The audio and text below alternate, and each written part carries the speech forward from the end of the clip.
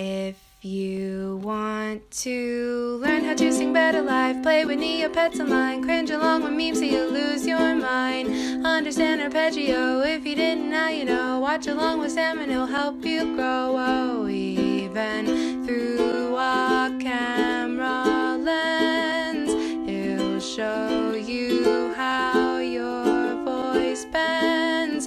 Sam Johnson.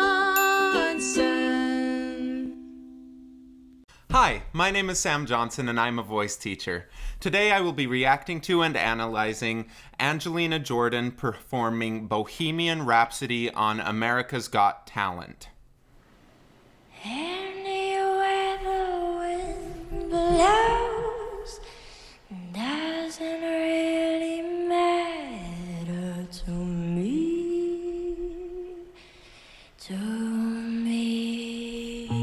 Wow.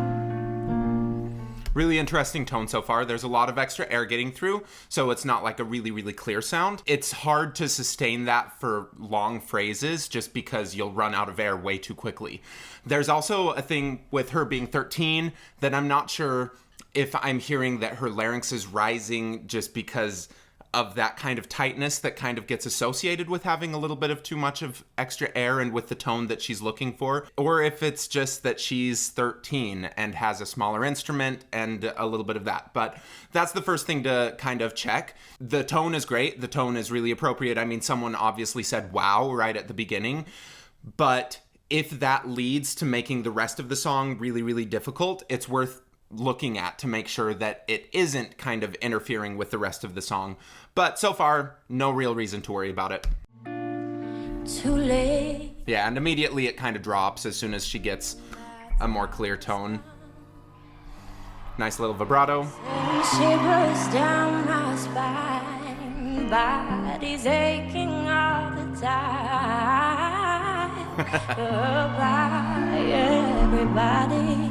I really like the agility that she has in her voice, the ability to get to all of these notes really quickly with a little bit of this breathier tone. I mean, it's not super pressed, but it doesn't need to be, because singing and just music in general needs to have variety. It needs to have contrast. And with this, we're getting like some really interesting soft sounds and gentle sounds, so that when she gets to some of the belty stuff, which is inevitable because it's America's Got Talent, it will be more impactful, and she probably won't even need to kind of push as hard or be as loud for it to sound loud to us, because we're comparing it immediately to what this sounds like.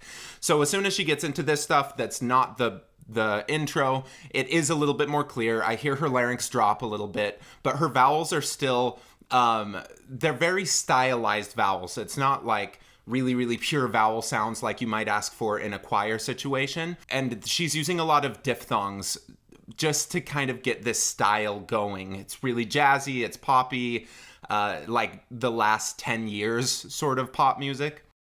I've got to go. It's an interesting voice. Gotta leave you all behind and face the truth.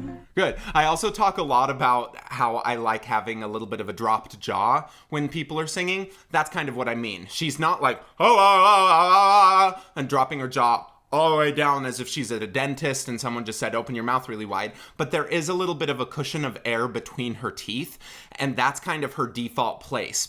That's giving us a little bit of a more open tone. It's getting us some depth, where if she was singing everything with her teeth together like this, it just would not sound nearly as good. So that's what I mean by dropping the jaw a little bit. It doesn't need to be a crazy huge amount of space, but what she's doing is a nice gentle amount of space, and she's keeping that from all of her vowels. So when she goes from an ah to an e, it's not ah to e, it's ah to e, and she's keeping a little bit of space regardless of what vowel she's doing, letting her tongue do most of the work. That said, she is still kind of like chewing the vowels a little bit, and but it's a stylized way, and it still sounds uniform.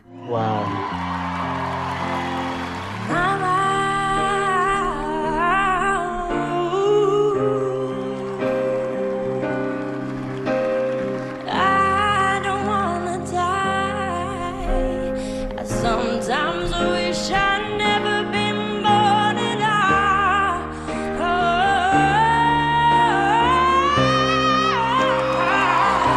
She has such an interesting tone. It's not really, really deep, but it has some warmth to it. And because it has that warmth, she's also able to kind of get this brightness. So in a way, it's kind of chiaroscuro, which is the Italian. Chiaro is brightness and oscuro is darkness, and they talk about that a lot in classical music. It's not like the exact way that they look for in classical stuff, but it's still warm, and there's brightness. It's not like, I'm really, really far forward, or really, really ultra bright, or really, really far back. There's a little bit of both, and then it just sounds like her. I mean, I've never really heard people with this kind of tone before, so that's the number one thing that I think people look for, is a little bit of a unique representation of this artist. Even if it's not exactly how she speaks, like, it sounds like her, and it's representative down the line if she has a really good career. Like, that's a voice you'll be able to pick out. The only kind of similar things that I'm hearing, like, maybe you could compare her to Halsey or something, but it's not the same, and that matters. It matters being yourself, and she sounds like herself. It doesn't sound to me like she's having to fake all of this stuff. It sounds pretty authentic to her. Super stylish. Baby, can't do this to me, baby. Just gotta get out of here.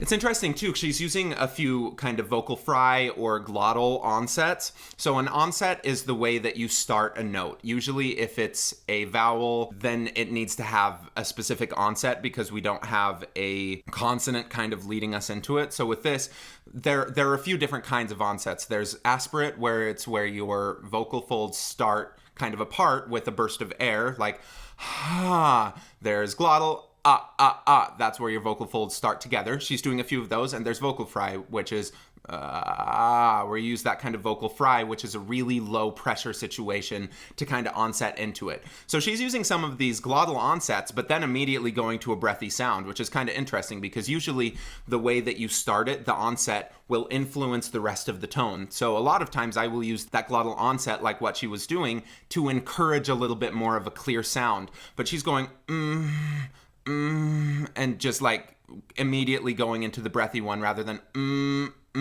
which holds on to a little bit more of a clear sound. With her, again, it's very stylized, and using that kind of thing and kind of messing with my expectations with it, it's effective.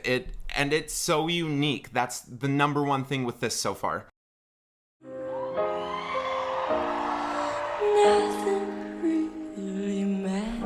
On that one, as she started going down, she deepened her larynx a little bit. It sounded almost like she was digging for that low note. Again, it's a stylish choice, but, you know, for other styles of music, it's not appropriate, and we would want it to have a more uniform tone all the way through.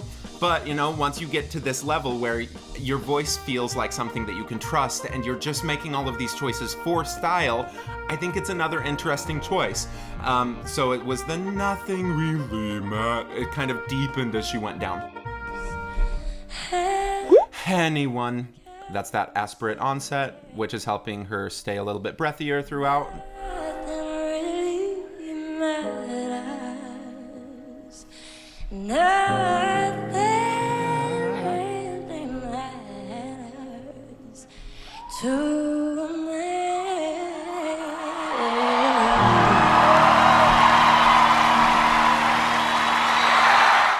Okay, so I was wrong. She didn't go into a really belty place. She, again, subverted what my expectations were with it, which makes it a special piece. So she's doing a lot of things really, really well. It sounds like she is in really good control of her voice and she's not struggling to make any of these sounds. And when an artist is able to do that, it allows the listener to kind of relax and say, oh, okay, these are all artistic choices. I'm not thinking, oh, here comes that next note. Is she gonna get it? You're not thinking that at all because you're trusting that because the way it sounds easy. It sounds like the production feels easy to her. It's not easy for her to get to that. And the amount of work that she's had to do to get to that, that is not easy. When I say things sound easy, that's not what I mean. I mean that it sounds like physically, it's not a ton of effort for what she's creating with that. So she is using a lot of these really, really breathy tones, which become more difficult with longer phrases, but with the longer phrases, she's kind of letting that breathiness go away. It's becoming a little bit more of a clear sound. So it's all working all the way through. A few things, her jaw is kind of associated with some of these quick pitch movements that she's doing. So I would want to make sure that she can do these fast movements without needing to use her jaw to kind of articulate that. But that said, like, it could be just finding specific space amounts for each of those notes that's kind of tuning the acoustics to that specific note. There is some sort of argument with that, but I just want to make sure that it's not getting tense with it. And again, I didn't hear her get like super loud and belty during this song, which not everyone needs to sing loud and belty. However, I want everyone to have the option to sing loud and belty. And some of those things with the jaw coming in, like, it just worries me for when she starts getting to those belty things, because if we're seeing that kind of happen with, or like it jutting out a little bit, if we're seeing that happen when it's really quiet, the chances are when you start getting really loud, it's just going to get more intense. And then there's a likelihood that that jaw tension will feed down to your larynx, and then everything will get tense and everything will get tight, and it's just hard to maintain. So if you can use these smaller sounds, these more gentle and quiet sounds, to kind of troubleshoot these and make sure it's as easy as possible, then as soon as you start leaning into the sound a little bit, it's not going to be a problem, because it's just further down that road. It's not like we have to strip away tension as you start getting louder, but if you start with that tension, it will amplify. The tension will continue to get worse as you start getting louder. So those are all things to kind of just be aware of as a singer at her level. But I don't think that she needs to stress out about any of those, because what she's doing sounds really authentic. It sounds like she just has a really strong artistic vision, and she's going down that road, and she's expressing herself. She's communicating with people, and people are obviously responding to it. Like, all the judges are into it. Some people have said, wow, all of these things, like, that matters, just that immediate reaction that people get. And so it's like, even if her technique was complete bullcrap, like, which it's not, it doesn't matter, because she was making people feel that way, and you can't take that feeling away from people just because, like, the technique wasn't perfect and stuff. So anyway, she sounds great. I think that it will be awesome to see how her technique evolves as she grows, because, you know, a 13-year-old, you're not done baking. You have a lot of, like, physical developments between 13 and 18. Female voices aren't really done developing until you're like 22 at least. No, like 28. Yeah, like 28. So she's got a long time for her instrument to kind of deepen. And so it'll be interesting to see how her technique changes, and if she is able to maintain these kind of tones as she gets older in the way that she is expecting it right now. Because a lot of times what happens with these child stars, people who are really, really good before puberty and like right in the middle of it, is they kind of get locked into this expectation of, this is what I sound like, this is what I always need to sound like, and then they don't adjust as their instrument changes. And that's something, like, I don't think she needs to fall into that trap, because as long as you're focusing on, okay, my instrument feels balanced, I can make these sounds,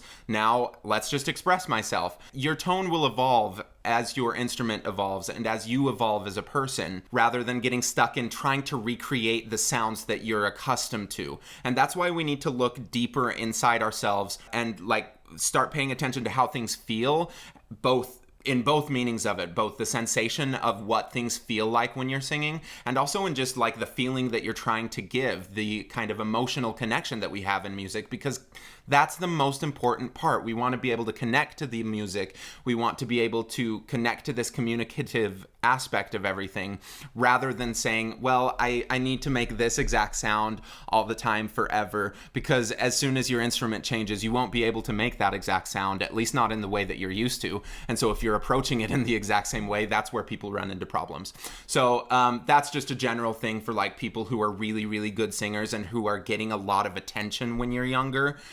Just watch out for it, but it's totally avoidable, and I would bet that she does avoid that, because it doesn't sound to me like she's trying to get just these specific little sounds. It sounds to me like she's emoting, And I think that that kind of skill will just continue to deepen as she gets older, and if she continues practicing just being a really good communicator, and then I'm sure she'll figure out the technique as her instrument changes. Thank you for watching. Please like, subscribe, share this video with your friends, and go check out my Discord. It's a really good community if you're learning how to sing. They do these karaoke nights all the time and sing for each other, and it's super positive and welcoming. So go check that out. And if you want to sign up for a lesson with me, go to my website, vocalease.net. Thank you.